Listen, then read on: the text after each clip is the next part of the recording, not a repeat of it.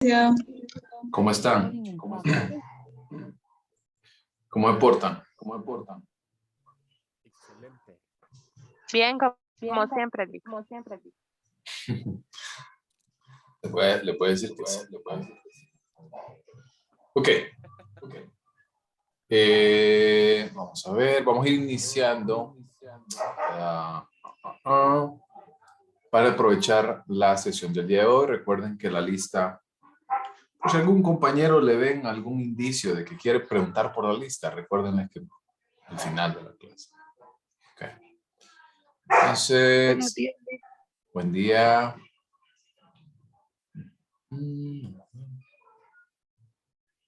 Ok, si quieren vamos apagando sus cámaras para no... Ahora sí.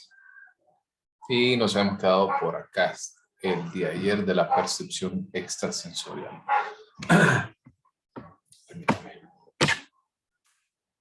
¿Están bien ahí? Sí. Perfecto. Ok. Entonces, habíamos hablado y antes de adelantarnos al tema de cada uno de los puntos relacionados con las entradas sensoriales. ¿Hasta aquí todo bien? ¿Sí? ¿Quedó todo claro lo que vimos el día de ayer?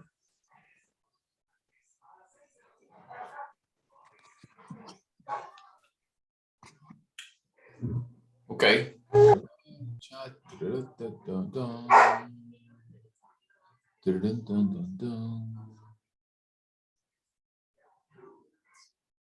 Ok.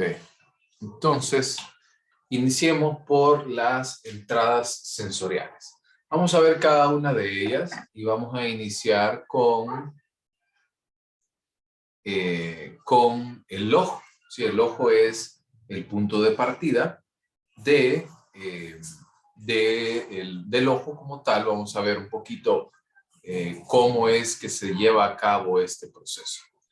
En primer lugar, quiero que veamos las partes anatómicas del ojo. ¿Sí? Esto la voy a... Acá. Buenos días. Buenos días. Entonces, esta es la parte, digamos, lo que se aloja al lado izquierdo, ¿verdad? Es todo aquello relacionado con el exterior, ¿no? Habíamos hablado, recuerden que cuando nosotros mencionamos que el ojo como tal lo que recibe es un haz de luz, ¿verdad? Lo que nosotros percibimos como colores, como formas, entre otras cosas, realmente el ojo lo recibe como luz. Entonces vamos a ir viendo cada una de las estructuras. En primer lugar, la córnea, que es el elemento más externo de esto, es el que se encarga principalmente de un tema de protección del ojo. En el caso de la córnea, que es la percepción, ¿verdad? Y sobre todo la protección del ojo, es como esa capita en la cual no hay coloración. Ya vamos a ver que realmente la coloración donde ocurre es en la pupila. También, en el caso de la pupila, que es la siguiente estructura, es esta cámara que ustedes pueden ver por acá, ¿verdad? Que separa entonces la córnea del cristalino. La pupila como tal se encarga sobre todo de desarrollar el proceso de como que si fuera un refractario, ¿sí? De los colores que van entrando y esto de la luz que va entrando como tal. Y en el caso del iris, que son estas pequeñas estructuras que ustedes ven aquí negras, son las que le dan la coloración al ojo. Recordando un poquito acerca de lo que vimos en el tema de genética, pues obviamente la situación aquí alrededor va a depender de las probabilidades para la elección de este color de ojos. Asimismo, hay un espacio que es todo este espacio que ven en blanco aquí, que es conocido como cuerpo vítreo. Este espacio es conocido sobre todo porque va a utilizarse como un refractario para la luz. ¿Ok? Entonces, en el caso del, que no lo he colocado ahí porque normalmente no es tan reconocido y realmente, como les digo, es como una cámara, una antesala ante esta situación. En el caso de la retina, que es este espacio en rojo que ustedes ven, que es como estos filamentos, la retina es el nervio, ¿verdad?, que nosotros recibimos y sobre el cual hay células receptoras sensibles a la luz, que son estas que vamos a ver más adelante, como los conos y bastones.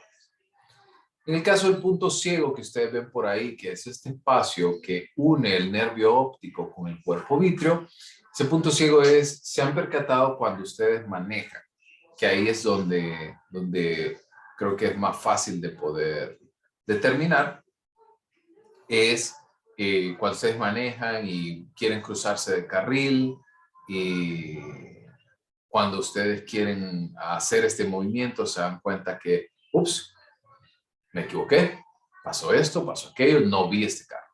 Y entonces, esta situación del punto ciego es porque la particularidad de nuestro cuerpo es que hay ciertos elementos que no pueden ser entonces, o que mejor dicho, no están aptos porque no se percibe ningún tipo de luz. Por eso ahí también en el caso de la retina, si ustedes pueden ver, es el único lugar en el cual la retina no está presente.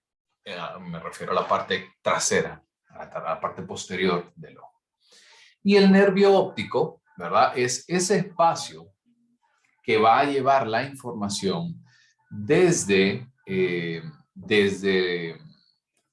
ojo hacia nuestro cerebro. Entonces, una vez que nosotros hemos visto estos elementos, es importante que ahora reconozcamos que existen dos tipos de células receptoras, que son conocidos como conos y bastones, que ustedes pueden observar en la imagen que está presente acá. Los bastones, generalmente se tiende a pensar que el ojo percibe todas las formas y todos los colores de igual manera, pero realmente los bastones son los que se encargan de la luz, eso quiere decir en presencia o ausencia de luz, y en el caso de los conos van a permitir la adaptación a la luz del día, eso quiere decir son más sensibles a la luz de tipo roja. En el caso de los bastones, responden más y son más fáciles de poder percibir durante la noche. Ambas, quiero mostrarles esto. No es que los conos trabajan por la mañana y los bastones por la noche. No. Todas estas estructuras funcionan de manera simultánea. Por ejemplo, ¿les ha pasado que en estos días que ha estado bien rico el clima, que ha estado lloviendo, el proceso de adaptación que tiene el ojo, ¿verdad? No estamos expuestos ante un sol radiante fuerte, sino que lo que hace es que es como un sol tenue ahí escondidito entre las nubes. Y toda esta situación es porque, me regreso por acá, nuestro ojo, cuando hay ausencia de luz, ¿sí?, la pupila se dilata y permite mayor ingreso de luz. ¿Ok? Y cuando pasa lo opuesto, eso quiere decir cuando hay demasiada luz, la pupila se contrae y permite menos ingreso de luz. Por ejemplo, les ha pasado, y por eso quiero encender mi cámara un ratito, les ha pasado que cuando ustedes salen, estaban dormidos y, por ejemplo, alguien les abre la ventana y ustedes automáticamente vienen sus ojos y le hacen, y empiezan como a ver entrecortado. Porque ese proceso de nuestro cuerpo es que no se ha adaptado a la luz. O viceversa, viene de afuera con muchísima luz y cuando entra a su casa no ve nada. Porque todavía no se ha hecho la transición entre conos y bastones. Por eso les digo, no quiere decir de que los conos trabajan en el día y los bastones en la noche. Es un proceso constante que hay entre adaptación de las distintas estructuras para poder entonces compensar y poder desarrollar puntualmente las actividades de nuestro ojo. ¿Hasta aquí vamos bien? Sí, Lick. Sí.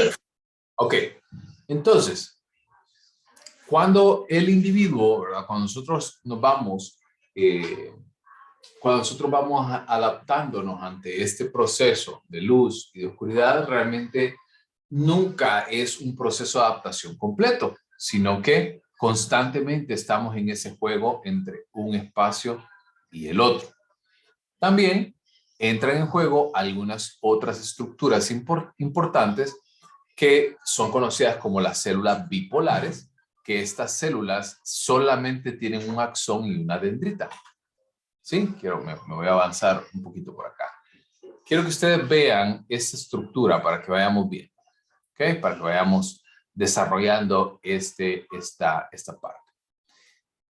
Imaginemos que esta es la luz, donde dice luz, pues obviamente ahí es donde entra, pasa la pupila, pasa el cristalino, pasa la fovea o el cuerpo vítreo y llega entonces hasta la retina, la cual desarrolla entonces el proceso de traducción de esa luz.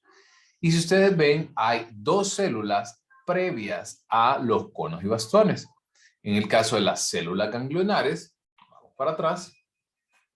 Las células ganglionares son esas neuronas que conectan las células bipolares de los ojos con el encéfalo. Eso quiere decir la conexión que nosotros tenemos de los conos y bastones se conectan entonces con la célula bipolar y la célula bipolar a la célula ganglionar, la cual a su vez se conecta con el nervio óptico y esta lleva la información a nuestro cerebro. ¿Sí se entiende? ¿Estamos bien? Sí, Lick. Ok. Las células bipolares, por otra parte, son neuronas que solo tienen, como les digo, un axón, una dendrita, y esto permite la conexión entre conos y bastones y células ganglionares. Eso quiere decir, este espacio al centro.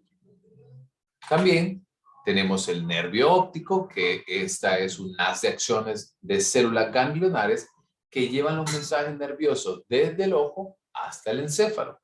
Pero antes de llegar al encéfalo, que como bien habíamos visto en el caso de los lóbulos, específicamente el lóbulo occipital, que habíamos hablado, que ahí se aloja el espacio de comprensión de la vista, entonces hay un espacio previo a esto que es el quiasma óptico.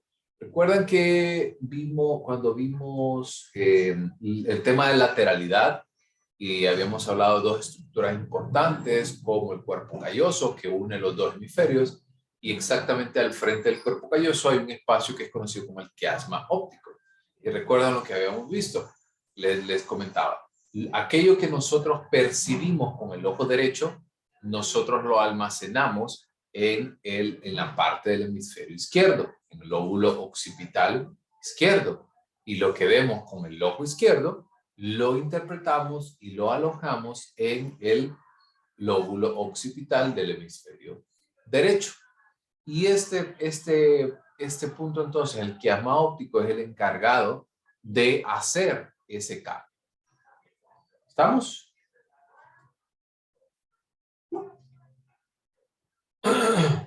¿Vamos bien hasta acá? Sí, Lick. Ok, perfecto.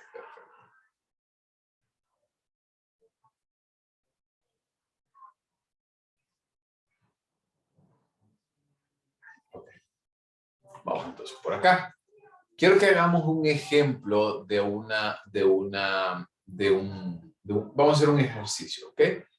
Quiero que todos se fijen en el recuadro de arriba y quiero que le presten mucha atención y lo vamos a hacer durante un minuto. Durante ese minuto, quiero que no vean nada más que el punto que está al centro. Una vez que termine, inmediatamente, pero por favor no rompan ese minuto inmediatamente en cuanto yo les diga, vamos a voltear a ver el cuadro de abajo. ¿Ok? Así que comenzamos en 3, 2, 1. Véanlo por un segundo y quiero que nos quedemos en silencio.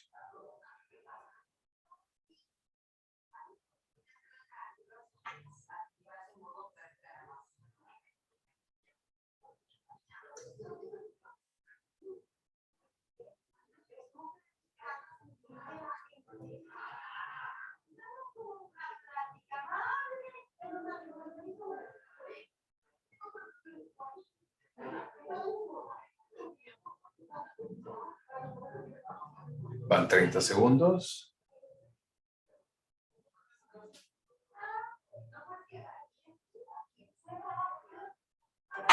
20 segundos.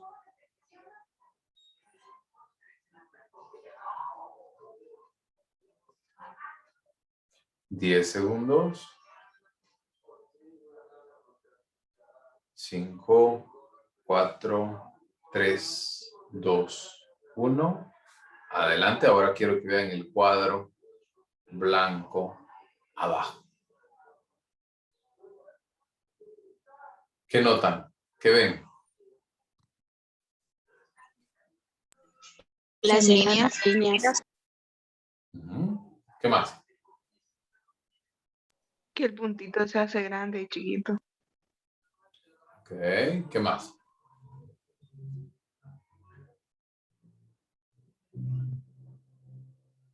Que las líneas se mueven de un lado para el otro.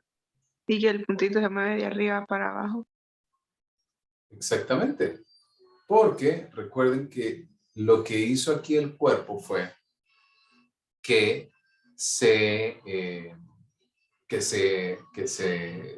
acostumbró, ¿sí? El cuerpo hizo el proceso de adaptación y al realizar el proceso de adaptación, entonces pudo fácilmente entonces transmitir la información del recuadro superior al recuadro inferior.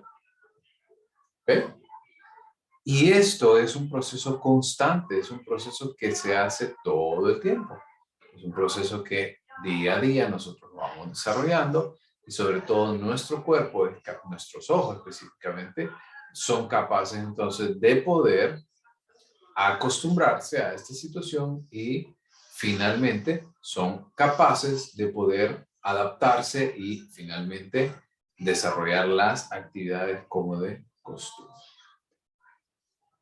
Por ahí en el chat. Guarda, como que guardáramos la imagen. Sí, digamos de alguna manera. Perfecto. Entonces, una vez que hemos visto este primer punto, quiero hacerles la pregunta acerca de si todo hasta aquí vamos bien. Si todo aquí se entiende, si todo hasta este momento va claro.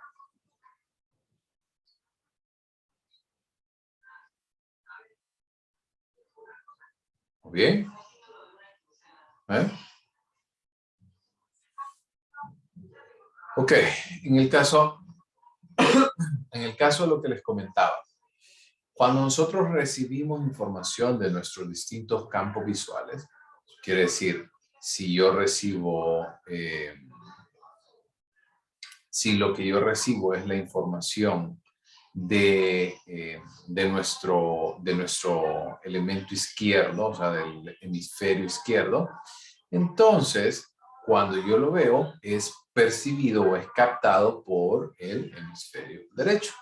Eso quiere decir, por medio del quiasma óptico va a hacer ese proceso de transición y de intercambio de información entre el hemisferio donde es percibido y donde realmente está ocurriendo y donde es percibido. En el caso, hay algunas teorías bien interesantes que incluso la vamos a ver. Que son hasta aquí. Que en el caso de las teorías de la visión del color, ¿ustedes han escuchado alguna vez que hay gente que dice que no, que los perros solo ven en tal color, o que nosotros podemos percibir algunos colores y otras personas no? Ok. Perfecto. Entonces, cuando nosotros tenemos estas teorías, hay dos teorías importantes que se contraponen, digamos, de alguna manera. En el cual la teoría tricromática, que es esta que ustedes ven por acá, es aquella que nosotros como tal la respuesta ante esto es que nosotros percibimos nada más 3 colores. Y al percibir estos 3 colores, luego que es luz, nosotros mezclamos estos procesos, mezclamos estos colores y finalmente lo que nosotros vemos son combinaciones de esos procesos en específico. Es como una teoría de los colores primarios, secundarios y terciarios, solo que en el caso de la mezcla aditiva de colores, cuando nosotros mezclamos los tres colores, nos brinda entonces el color blanco, que es como la luminosidad más alta. Y en el caso de la teoría de la mezcla sustractiva de colores, es que cuando se cruzan estos tres colores, que de nuevo en el caso de la mezcla sustractiva, sí son los tres colores primarios exactos. En la aditiva, el color verde es concebido como color primario. Y cuando en la mezcla sustractiva de colores, tenemos entonces los pigmentos distintos, absorben esta información y al final se produce el negro, que sería la oscuridad completa. Ahora bien, cuando nosotros hablamos de la visión del color, como les digo, depende mucho de la teoría que nosotros tenemos, que lo que percibimos es luz.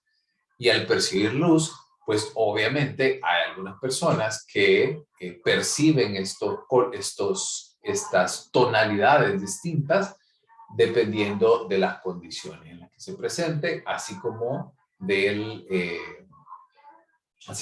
cuerpo como tal, que responda bien, que funcione bien ante esto. Entonces, hay tres aspectos importantes que nosotros debemos de considerar cuando hablamos de la luz, que es el matiz, la saturación y el brillo o brillantez. En el caso de, creo que ustedes han escuchado, o todos han escuchado, de estos tres elementos, porque al final, no sé si ustedes se han puesto a trastear lo suficiente su televisión, pero creo que sí se dieron cuenta de que esos tres valores están en esto, ¿no?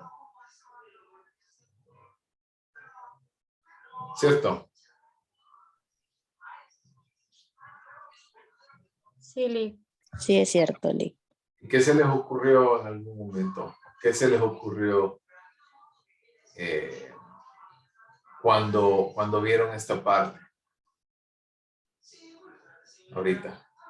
Que cuando ustedes entonces están... Porque que conste algo bien interesante hay algo bien interesante que cuando nosotros tenemos esto, no le entendemos completamente, pero usted va y le aprieta todos los botones al control para ver si así se le arregla un poquito la imagen. Entonces, en el caso de estos tres valores del color, el primero que vamos a ver es el matiz. En el caso del matiz es lo que nosotros correspondemos como nombre. ¿Okay? En el caso del matiz hay matiz según dependiendo de la teoría, como acabamos de ver, hay colores azules, rojos, amarillos, verdes y las combinaciones entre ellos. A eso se refiere con el matiz. En el caso de la saturación es la vividez o riqueza de un matiz. Quiero que ustedes vean el triángulo que está en la parte derecha.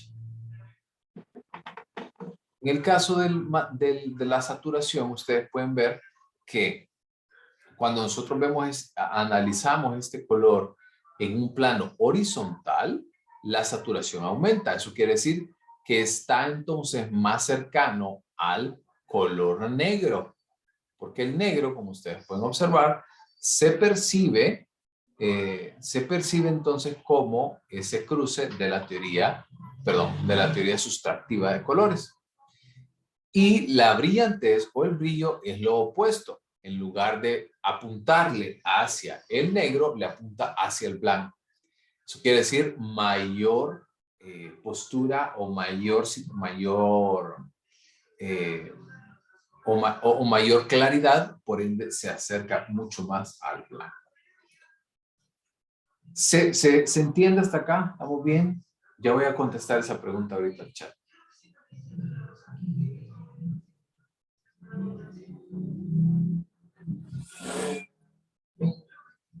Sí se entiende, Lick. Mayeli. Ok. Miren, el caso de los lápices de color no aplicaría realmente esta situación porque esos son tintes, realmente no es luz. Y la pregunta que hizo, eso la hizo Mayeli, y la pregunta que hizo Ana, ¿cómo sería en el caso de las personas daltónicas?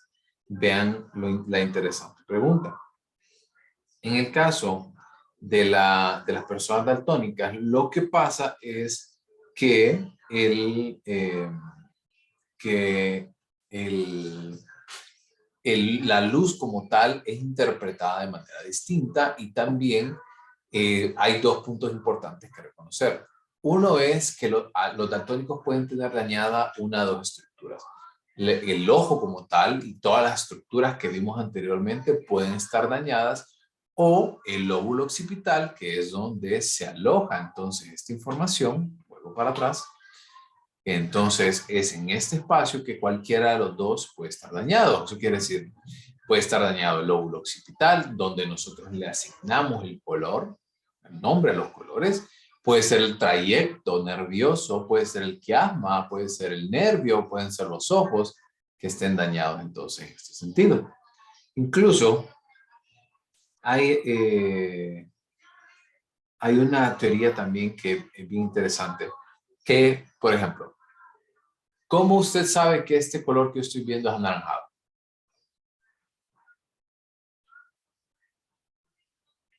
¿Cómo lo saben?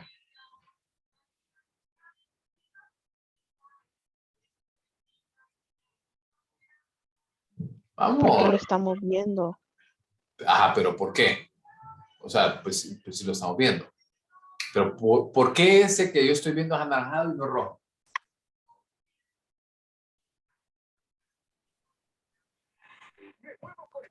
A ver, no tengan miedo de equivocarse.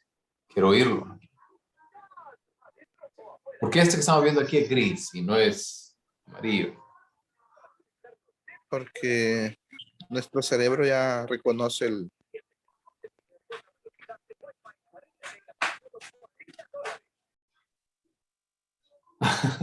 Porque No ya está tan- reconocemos no los está colores tan con fácil. todo y nombre. ¿Por los tonos? Los tonos, ¿qué más? Porque ya reconocemos los colores con todo y nombre. Perdón, casi no lo entendí. Porque ya reconocemos los colores con todo y sus respectivos nombres. Ujú. Pero eso quiere decir que cuando nosotros vemos la situación en este sentido, debemos de entender que la persona como tal, ¿verdad?, ha sido también educada hacia eso. ¿Qué hubiera pasado si en lugar de enseñarnos anaranjado hubiera sido rojo? Y probablemente nosotros hubiéramos entendido que ese color, que esa tonalidad, que ese haz de luz es rojo, porque de eso depende al final. ¿Se entiende? O sea, es un tema de estructuras, es un tema de que nuestro sistema nervioso funcione bien, que nuestros ojos funcionen bien, pero también es un tema cultural y es un tema de aprendizaje que nosotros hemos sido acostumbrados a entenderlo. Quizás si nosotros no hubiéramos recibido formación en este sentido, quizás no hubiéramos entendido que ese color es color anaranjado. ¿Ahora sí se entiende esta parte?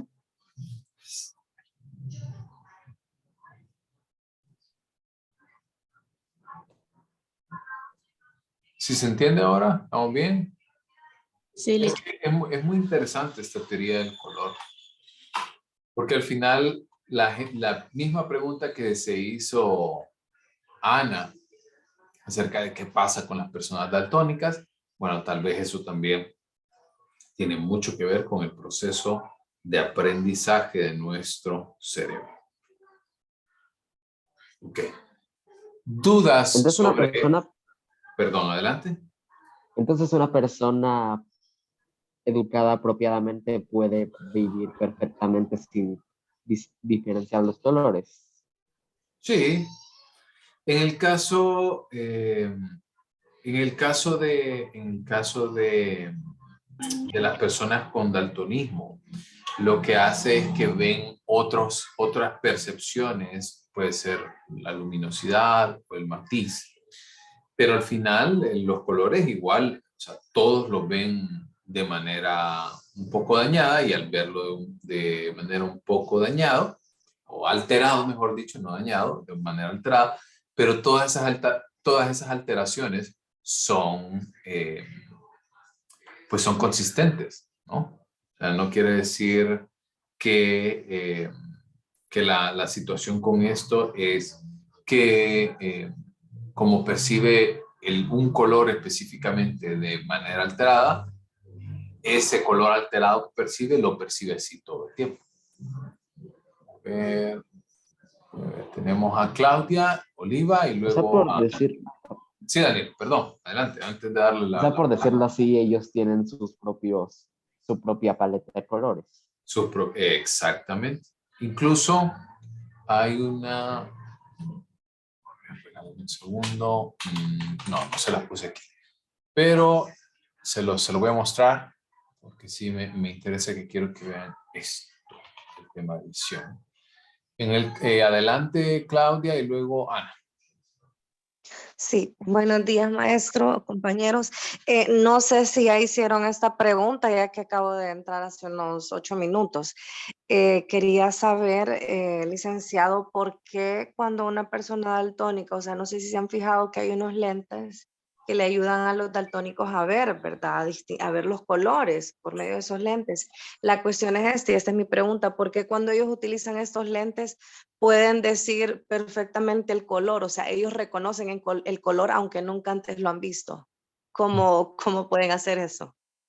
Gracias. Porque aquí este específicamente es una de las alteraciones que les quiero mostrar. El daltonismo como tal, les voy a mostrar un poquito más adelante, es la percepción distorsionada del color. Y para eso para eso hay 3 subtipos. Porque incluso también eso es algo importante, porque a veces la gente cree que el daltonismo es ver en X cantidad de colores. Entonces lo que hace el cuerpo es esa adaptación particular. Imaginemos que está la primera bandera, perdón, están viendo mi pantalla, ¿verdad? Con 4 banderas. Sí, Okay. Lick. Entonces, los ojos normales, digamos, entre comillas, perciben la bandera de esta manera.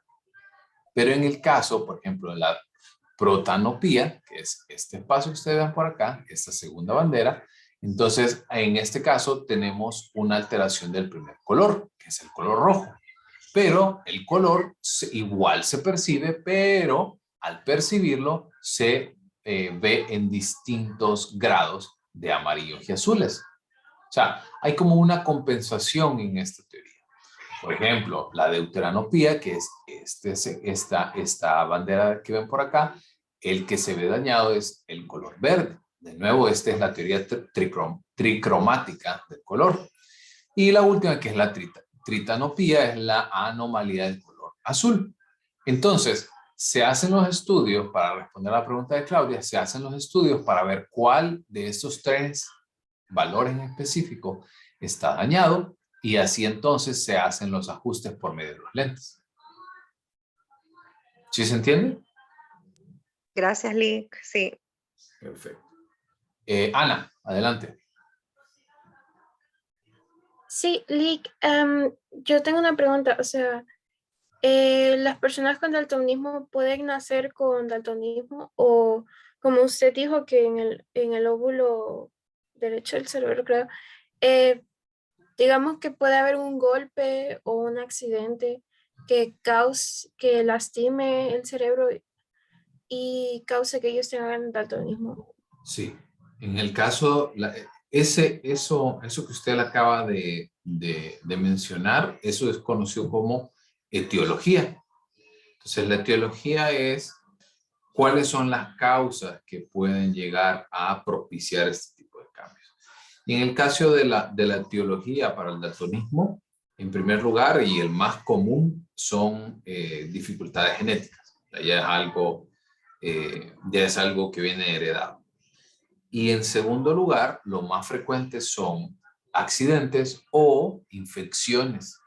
Esto es algo bien interesante. En el caso de las infecciones, pueden entonces generar que algunas bacterias, por ejemplo, causen daños específicamente en el lóbulo occipital, tanto derecho como izquierdo, que causen entonces ese cambio, y al hacer el cambio de color, ya no lo percibe como lo podría percibir de manera normal, digamos. ¿Estamos? ¿Sí se entiende más? Sí, Lick. Sí, gracias, Lick. Perfecto. Ok. Sí, las personas podemos distinguir alrededor de 1 millón de colores, pero en el caso de las personas daltónicas ven aproximadamente 10.000 colores. Acuérdense que más que colores, ¿qué es lo que nosotros vemos? Vemos saturación, vemos brillantez, vemos matices. Por ejemplo, han visto, bueno, les comentaba ayer que yo soy árbitro y hay una teoría que realiza la Federación Internacional de Baloncesto que dice que existe una cantidad increíble de rojos, ¿sí? De rojos. Rojo carmesí, rojo vino, rojo y todos los nombres que nosotros les hemos asignado. Pero al final, rojo es rojo, ¿cierto? Y entonces dice, no importa qué matiz, ¿verdad? No importa qué brillantez o qué brillo o qué tipo de rojo estamos viendo mientras sea rojo. ¿Todo bien? ¿Dudas con el tema del color?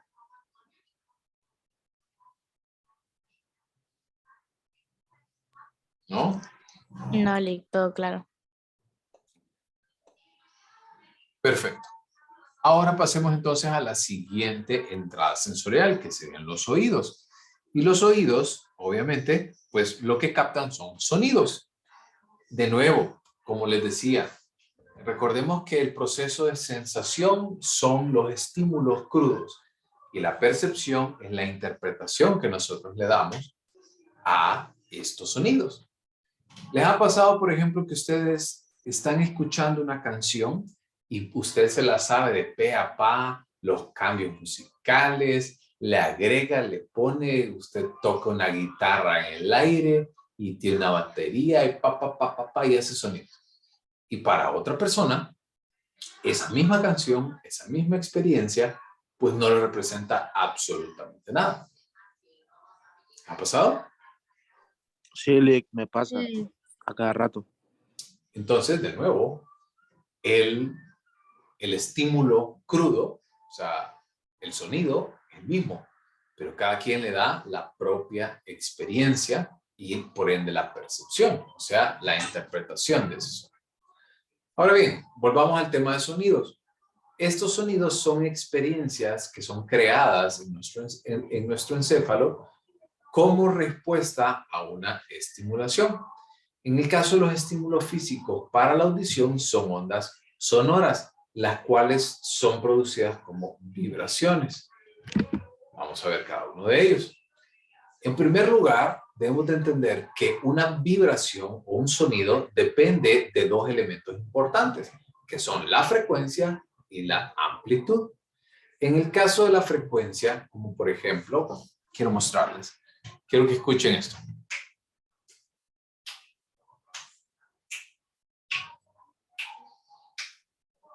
¿Sí? Todo el mundo siguió este sonido, todo el mundo siguió ese ritmo. Y entonces, eso nosotros lo vamos a comprender como el tema de frecuencia. Es cuántos ciclos ocurren por segundo en una onda sonora. Y esto es conocido como hertz. Es la unidad conocida como hertz. Eso quiere decir, por ejemplo, cuando una canción, vaya, como que yo le esté hablando constantemente, Orlando, Orlando, Orlando, Orlando, Orlando, hasta que viene alguien y le dice, Orlando, y usted dice como, ay, perdón, no escuchaba. Al primer elemento, a la primera característica, es la frecuencia, y a la segunda característica, el cambio en el tono. Eso quiere decir que la onda se vuelve más grande, esa magnitud se vuelve más grande y eso determina el sonido. ¿Se entiende? O sea, el volumen del sonido. Entonces son dos aspectos importantes cuando hablamos de la vibración. Uno es la frecuencia, eso quiere decir qué tantas veces puede ocurrir dentro de un segundo, o la amplitud, que quiere decir la magnitud de esa onda. Eso quiere decir, entre más alto es, más elevado el volumen se va a percibir. Una vez que nosotros entendemos que al final lo que nosotros percibimos son vibraciones, eso quiere decir el sonido es una vibración que nosotros recreamos en nuestro cerebro, posteriormente vamos a entender ahora que hay un solo espacio por el cual va a entrar, que es por el oído. En el caso del oído, es importante que ustedes entiendan que hay dos divisiones exteriores y una división interior. Quiere decir, vamos a ir viendo por acá, desde aquí, desde el pabellón de la oreja, ese es el oído externo, ¿sí? Que está percibido por el pabellón de la oreja, que es esa forma, digamos, que tiene nuestro cuerpo, nuestra oreja específicamente para poder captar el sonido, la vibración. Luego el oído medio, perdón. Bueno, antes de pasar al oído medio, también en el caso del oído externo, pues tenemos estas acumulaciones grasas que son de grasa que permite entonces el lóbulo poder entonces almacenar esta información y que el proceso de recepción del sonido sea más eficiente. Luego, en el oído medio vamos a encontrar el canal auditivo y algunos de los órganos vestibulares que están expuestos en esta parte. Ustedes lo ven y vamos a ir viendo cada uno de ellos en el oído medio. Eso quiere decir, veamos en la dirección que lleva el sonido. Imaginamos que este es un oído derecho, ¿no? Si ustedes lo están viendo de frente. Entonces, el oído va a percibir entonces esta información y va a pasar por distintos elementos. Específicamente, el primer elemento que nosotros vamos a percibirlo es por medio del tímpano. El tímpano es como si fuera un receptor de estas ondas sonoras. El tímpano, a su vez, lo va a llevar a las siguientes tres estructuras que son conocidos como martillo, yunque y estribo. Estas tres estructuras son encargadas entonces de tomar esas ondas sonoras, esas vibraciones y poder repetirlas en un modo particular para nuestro cuerpo que pase entonces por la ventana oval y llegue a la cóclea. O sea, aquí esto que acabamos de ver, toda esta parte de aquí, se aloja en este espacio pequeño. Y una vez que llega a la cóclea, que es esta estructura que ven como en forma de caracol, dentro de la cóclea hay, vamos por acá, ahora aquí, dentro de la cóclea hay líquido. Y este líquido, por ejemplo, ¿les ha pasado cuando ustedes van al mar o van a una piscina y constantemente se les metió agua en el oído y escuchan como pa, pa, pa, pa, pa, y como que andan ahí un poco de agua y ustedes como que lo pueden sentir? Entonces, en el caso de la cóclea, es un órgano que es no vacío, pero digamos como tubular, y el martillo, el yunque y el estribo causan estas ondas sonoras que repercuten en el líquido que está alojado en la cóclea. Y a su vez entonces envía la información, volvamos de nuevo aquí a esta figura, y la cóclea se conecta directamente con el nervio auditivo para llevar esta información al lóbulo temporal que está asociado entonces con el proceso de interpretar ese sonido. ¿Estamos? ¿Vamos bien hasta acá? Sí, Lick. ¿Todos Sí, Lick. claros? Ahí.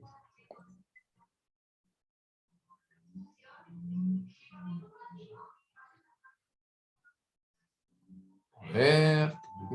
¿Estamos bien hasta acá? ¿Dudas? Estamos claros ahí, Lick. Súper. Ok. Avanzamos. Entonces, existen, así como existe la teoría tricromática del color, así como existen las A teorías... 34. Que la gente suba las tortillas. A 34 está. Ahí sabe cómo están. En el caso entonces de algunas de estas teorías, deben de considerar que van a existir también teorías de la audición. La primera de ellas es la teoría del lugar, en la cual afirma que el encéfalo determina la altura tonal al advertir el lugar de la membrana basilar, volviendo a la cóclea, donde el mensaje es más fuerte. Eso quiere decir, que van a existir algunos lugares o algunos puntos en nuestro cerebro que va a percibirse el sonido como más fuerte que en otros. Y esto es entonces lo relacionado con la cóclea. Eso quiere decir con la vibración del líquido o la agitación del líquido al interno. La otra teoría, que es la teoría de frecuencia, es que la frecuencia de las vibraciones de la membrana basilar, como un todo, es traducida en frecuencia equivalente de impulsos nerviosos. Eso quiere decir, cuando nosotros escuchamos una canción, lo que nosotros estamos escuchando son, al tener una particularidad de vibración, por ejemplo, escuchemos un sonido, una canción, nosotros lo vamos a almacenar con base a impulsos nerviosos. Piensen ustedes por un segundo en su canción favorita.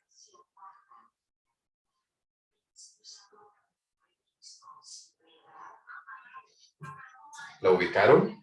¿La pensaron? Sí. Sí, Lick.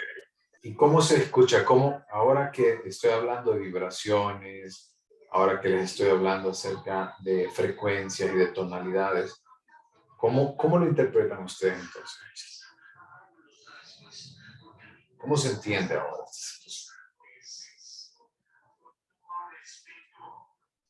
Diferente, Lick. Porque nuestro cuerpo ahora es capaz entonces de poder entender que estas vibraciones al final van a depender de cada uno de nosotros y sobre todo van a depender de las experiencias que nosotros vamos a asignar. ¿Ok? Vamos a ver por ahí en el chat qué dice. Pregunta. Adelante, Mayer. Bueno, una pregunta al respecto sobre el auditivo, porque, digamos, poner un ejemplo, cuando usted está tranquilo y siente que, o sea, cuando está acostumbrado que su madre le habla a otra persona y siente que le habló, pero y no fue así, ¿es un error auditivo o ya es como trauma de uno? Pues la verdad que aquí tiene que ver, no es que sea un error auditivo, quizás, bueno, eso creo que lo hablamos, ¿cuándo fue que hablamos esto? Creo que lo hablamos cuando tratábamos de explicar las experiencias paranormales, ¿verdad? Que hay algunas personas que pueden percibir algunos sonidos, aunque de repente no están ocurriendo estos sonidos. Y como hablábamos del tema de sensación, depende mucho de los umbrales que nosotros tenemos para poder entonces entender y poder asignarle un sonido y una explicación a esta vibración. Vamos a ver. Tesla, es como cuando compramos unos auriculares nuevos y escuchamos las canciones súper distintas. Totalmente. Obviamente, ahorita lo que nosotros tenemos acceso a un montón de tecnologías que quizás antes no se tenían y las cuales pueden ser completamente acopladas a las necesidades que nosotros tengamos. El mejor ejemplo que yo les quiero poner, yo tengo mi carro, mi esposa también tiene su carro. En mi carro el sonido no es tan profundo, o sea, no es tan grave. ¿Se han fijado? Porque a mí no me gusta, porque normalmente lo que yo escucho son podcasts, o sea, escucho música, pero muy rara y de repente, muy rara vez, y de repente en algún momento escucho mucho más podcasts o audiolibros. Entonces yo prefiero que la configuración de mi equipo de sonido sea más clara, pero mi esposa no, mi esposa le llega, ella es de las que cuando maneja, bueno, maneja mientras canta, mejor dicho, porque que canta desde que se sube el carro, creo que es lo que más espera del día, porque es una cosa que canta desde que enciende el carro hasta que lo apaga.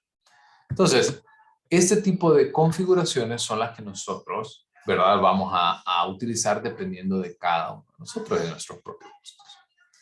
Una canción nos puede hacer volver a un lugar o situación, es más solo un pensamiento.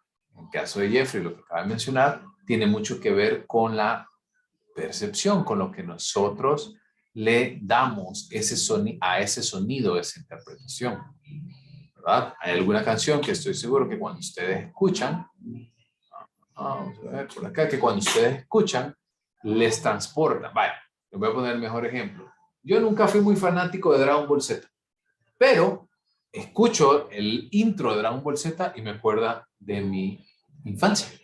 ¿Les ha pasado algo parecido? Sí. No, pero cuéntenme, pues, no solo me digan sí. Con el opening de los Caballeros del Zodiaco, por ejemplo, porque fue de los primeros que vi. Bueno, también, a mí también me causa lo mismo. Y hasta como que le hace sentir diferente. ¿Le ha pasado? Como alegre, como, no sé, como que hay algo distinto en el ambiente. Ana, adelante. Sí, Nick, entonces podría decirse que es cierto que a veces la música influye en el estado de ánimo de las personas. Sí. Totalmente. Incluso en algunos casos,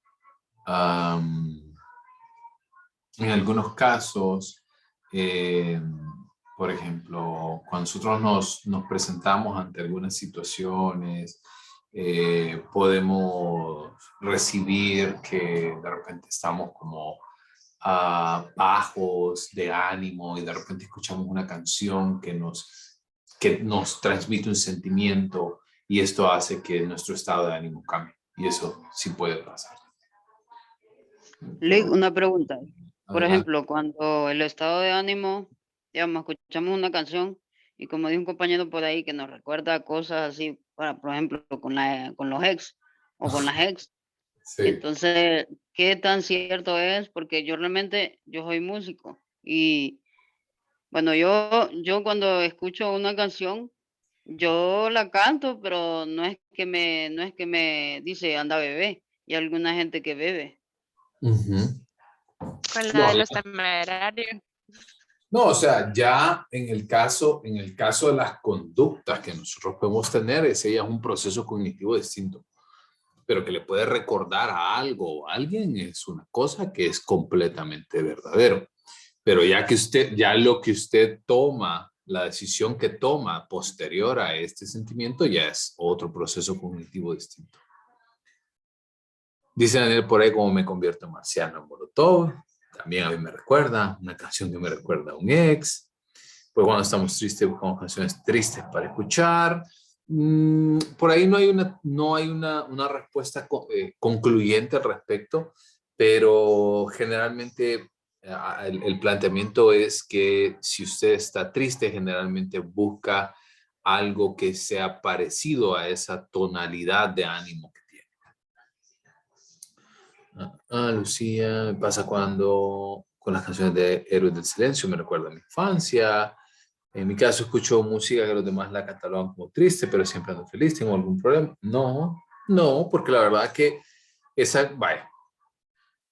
Yo recuerdo canciones que mi papá escuchaba, por ejemplo, como Piero. Y son canciones que usted me pregunta a mí, ni siquiera sé cómo se llaman, pero las escucho, las identifico y las puedo interpretar como acordarme de mi papá cuando él estaba sentado en su computadora escuchándola. Y una y otra y otra y otra vez. Pero no quiere decir que porque algo sea triste y evoque, triste entre comillas, porque al final cada quien le da su propia interpretación a la música. Algunas personas, a mí en lo particular me gusta muchísimo Alejandro Sanz, por ejemplo. Y no quiere decir de que lo escuche y que lo escucho porque me siento identificado con su letra o algo así. Simplemente me gusta mucho el ritmo, la lírica, entre otras cosas. ¿Estamos? Voy a ver por ahí los mensajes. Me alegra la música de Café Moncasco, aunque hable puras desgracias. Yo escucho a Facundo Cabral y me da mucha ganas de leer, no me comprendió por qué, también me gusta Alejandro Sanz. Exactamente. Ahora entonces, para darle casi el rumbo final al elemento auditivo, vamos a hablar un poco acerca de los trastornos auditivos. Hay muchos trastornos, pero lo que yo sí quiero que entendamos es que hay algunos en los cuales hay dificultades parciales. Eso quiere decir de que puede escuchar algunas cosas, pero las escucha con un menor tono o las escucha con una menor intensidad. Y también hay, en el caso de los trastornos auditivos, también hay pérdida completa. Eso quiere decir una falta de audición completa, lo cual entonces no le permite al individuo poder percibir ningún tipo de sonidos. Normalmente este tipo de trastornos pueden ocurrir de nuevo por ejemplo, por infecciones o, por ejemplo, en el caso de las personas que tienen algunos trabajos, como por ejemplo, personas, de nuevo, le vuelvo a decir acerca de mi papá. Mi papá trabajaba muchísimo en construcción, ¿no? Todavía lo hace, y él, cuando llegaba a la casa, parecía que venía enojado, porque venía como gritando, pero realmente es que su oído había estado expuesto tantas horas a sonidos constantes, a dificultades, a sonidos que venían y perturbaban o que eran muy elevados. Y eso entonces podía generar un daño en toda su interpretación. También puede ser algunas personas que en el caso de la pérdida completa y no pérdida parcial, puede deberse a infecciones, a algunos elementos congénitos. Y en el caso de el fumar, también se ha demostrado que no es que por fumar va a quedar sordo. Sin embargo, sí se ha demostrado que al fumar generalmente se dañan algunas de las estructuras que se unen. Permítame un segundo. Hablando de sonidos, que se dañan algunas estructuras de nuestro sistema respiratorio, y si ustedes no se habían dado cuenta, hay un espacio en el cual el oído, la garganta, la nariz, la boca, todos se unen en la faringe. Eso quiere decir que cuando dañamos una de estas estructuras, generalmente viene un daño acompañado en otra estructura. Se puede echar. Si alguien está muy concentrado en algo, es posible que no escuche que le hablen, porque sucede, sí. Incluso esa experiencia se conoce como flow. No flow de reggaetón, ¿verdad? Sino flow como de fluir. Migueli, como cuando dice que uno se pierde en sus pensamientos. Así es. Ok, listo. ¿Dudas con el tema de la audición? Es la manera pequeña, no, Vale.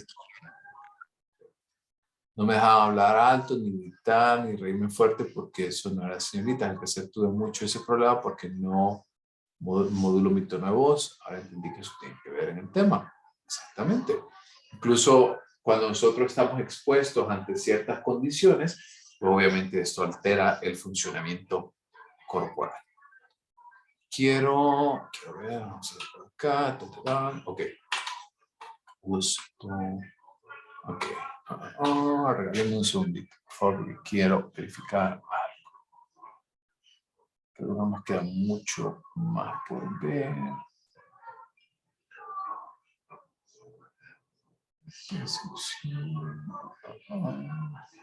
Ok.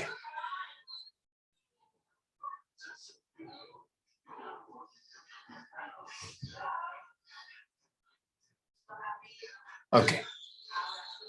Bueno, quiero que vayan encendiendo ahorita su cámara porque no los quiero. Lo que sigue es el gusto y el olfato. Y no lo terminaríamos hoy realmente porque es un poco extenso y en este sentido va muy de la mano. El gusto, el olfato, vaya, ahorita con todo este tema del COVID y la pérdida de algunos olores y sabores, pues ustedes sabían que están obviamente muy relacionados.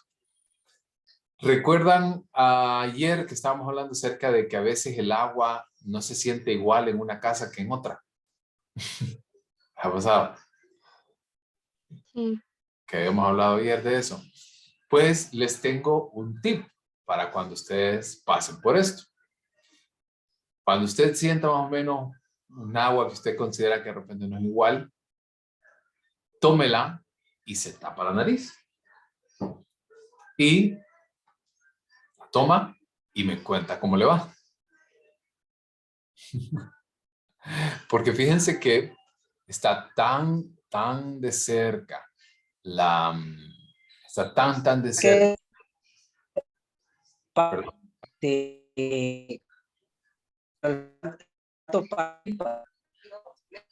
Eric, sí, Eric, a ver, porque yo le escuché bien entrecortado. No sé si puede repetirnos.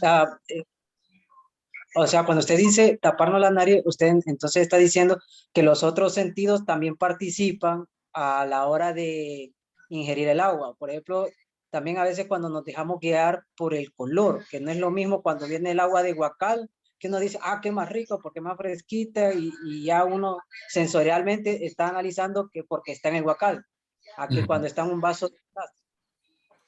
Sí, bueno, la vista indiscutiblemente, cuando hablamos de alimentación, todo alimento entra primero por la vista, como dicen, ¿no? Pero inmediatamente la experiencia que nosotros tenemos entre el olfato y el gusto es impresionante. Por ejemplo, ¿les ha pasado que cuando ustedes se enferman de gripe y pierden el olfato, automáticamente el gusto también se ve un poco alterado? Y usted lo que tiene es gripe, no es que las papilas gustativas dejaron de sentir. Simplemente al no percibir por medio del olfato las sensaciones químicas que hay en el ambiente, también nosotros perdemos alguna de la agudeza que existe en nuestras papilas gustativas en nuestra boca. Incluso, les voy poniendo por aquí en el Forms para que vayan firmando la lista. En el caso también de algunas personas que, por ejemplo, han perdido estas habilidades, es porque se encuentra alterado algunos de estos elementos. Incluso hubo una teoría, estamos haciendo como una introducción al tema, hubo una teoría que colocaba en la lengua, ¿verdad? Como totalmente así, ¿verdad? Como de manera frontal.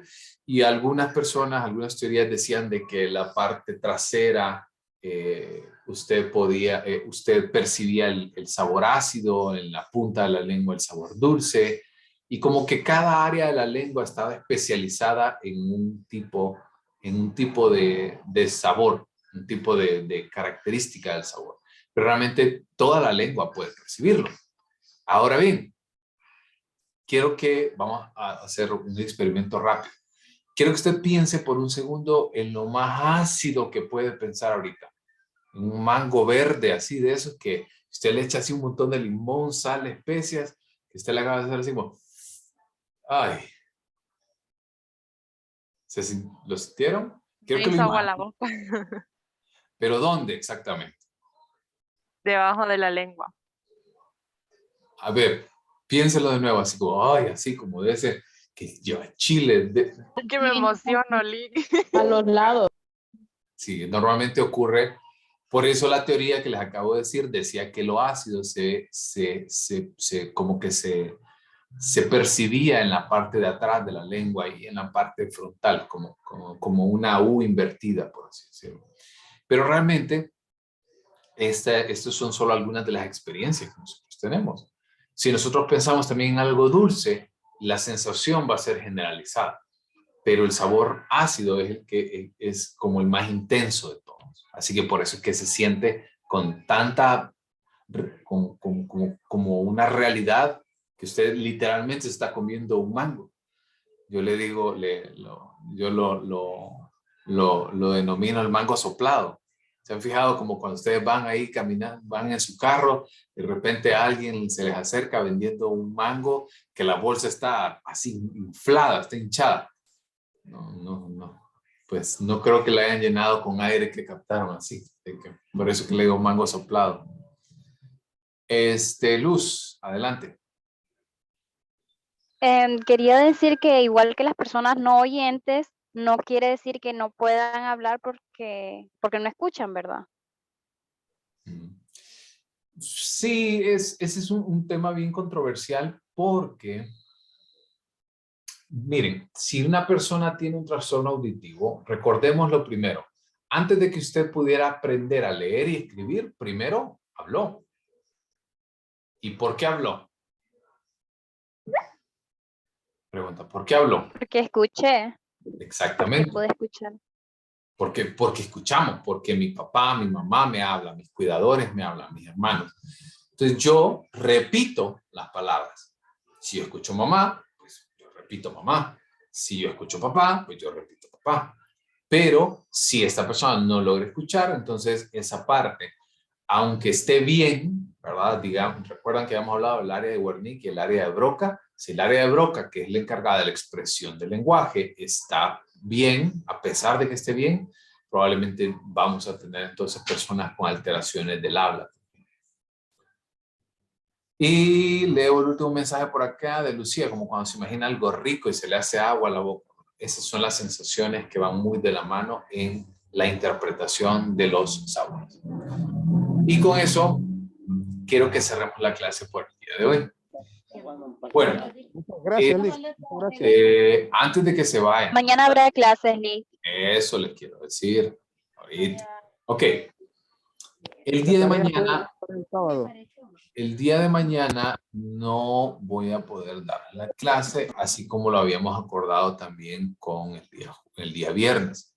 Les había comentado de que la semana anterior tuve que visitar un par de médicos y el día viernes vamos a llevar a cabo un procedimiento. Y el día de mañana tengo que estar, no es para mí, es para mi esposa. Yo, gracias, estoy bien, pero pues mi esposa solo somos ella y yo, así que no es como que nos podemos echar mano de otras personas para ayudar. Entonces yo tengo que estar colaborando en el proceso de preparación para este procedimiento y por eso quería compensar estas horas que no nos íbamos a ver con estos días. Estos 3 días recibimos media hora adicional de clases aproximadamente. Excelente. Entonces, nos vamos a ver el día lunes.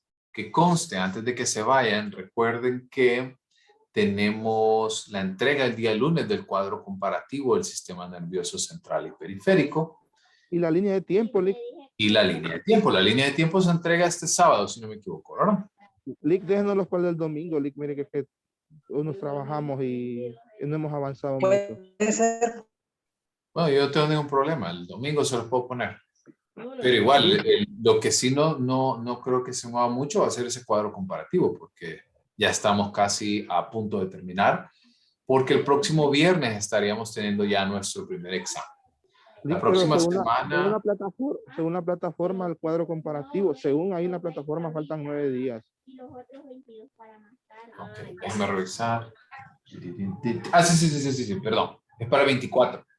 Sí, entonces 24, yo decía sí, que la línea de tiempo la dejara para porque la había dejado creo que para el viernes, algo así, ¿no? Entonces que nos dejara para el domingo, al final del día. Yo quería hacer ahorita el cambio, pero está caído el campus. No, ahí lo reviso el fin de semana, Lick. A ver, va, ahí está. Licenciado. Ahorita yo voy a hacer ese cambio solo para que me dejen terminar esto.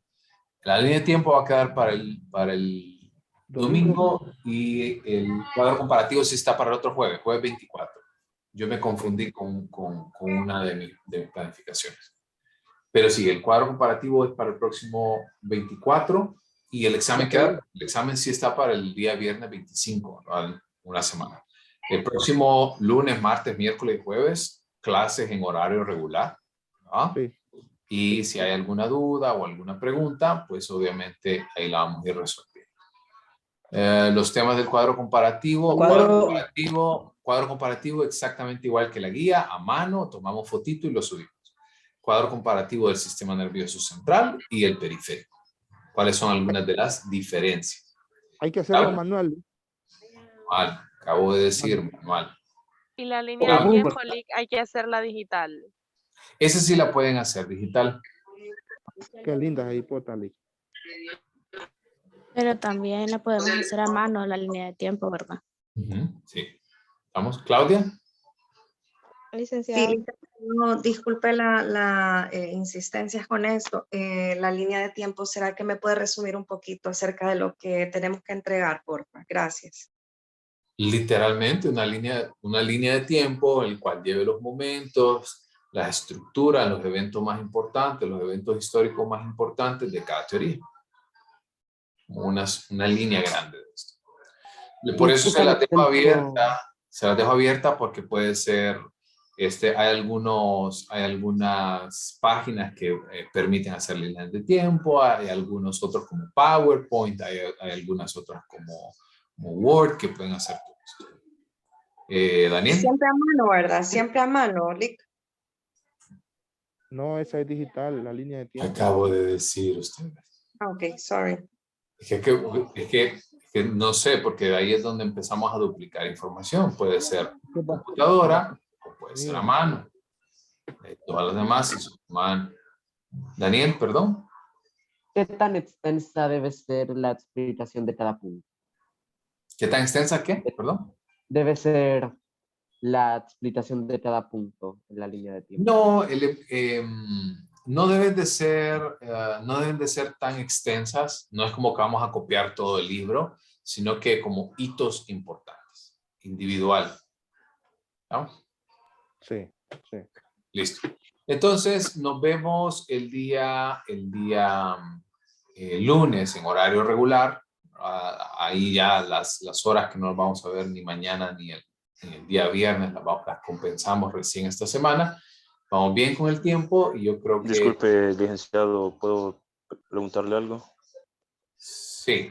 Ok, pero miren, muchachos, ahí es donde les pido que no me interrumpan porque me cortan la idea. Para eso está la opción de levantar la manito en Zoom. ¿Qué le estaba diciendo? Creo que más o menos el día miércoles, más o menos ya vamos a estar terminando lo último del contenido que tenemos por ver. Y si no hay más dudas, entonces el miércoles o jueves vamos a estar desarrollando algunas preguntas, algunas dudas para prepararnos para el examen. Donovan y luego Alberto. Hola, Lick, buenas tardes. Fíjese que yo tenía una consulta. Se la escribí por el chat, pero creo que no la vio. Entonces, era para ver porque algunos compañeros dicen que es individual, hablando siempre sobre la línea del tiempo. Sí. Y según la rúbrica de evaluación que usted nos presentó el primer día de clase, aparecía que era grupal, y si no mal recuerdo nos dijo que era en trío. Entonces, para confirmar. No, vamos a hacerla. No sé si se cambió. Vamos a hacerla individual, porque no hemos escogido tríos y no hemos trabajado en grupos tampoco. Ok, muchas gracias. Listo. Y Alberto. Bueno, sí, ella contestó usted una de las preguntas. La otra era que no es trío, sino que individual también. Y la otra es, usted dejó unas rúbricas para el formato de cada uno de los trabajos. Miré ahí un archivo que dice rúbricas de evaluación, pero solo son rúbricas. Por ejemplo, yo no he visto si usted ha dejado rúbricas de forma de los textos, de los trabajos. No, todavía no lo he hecho, pero creo que este fin de semana se lo voy a subir para que no queden más dudas otra vez de estas tareas.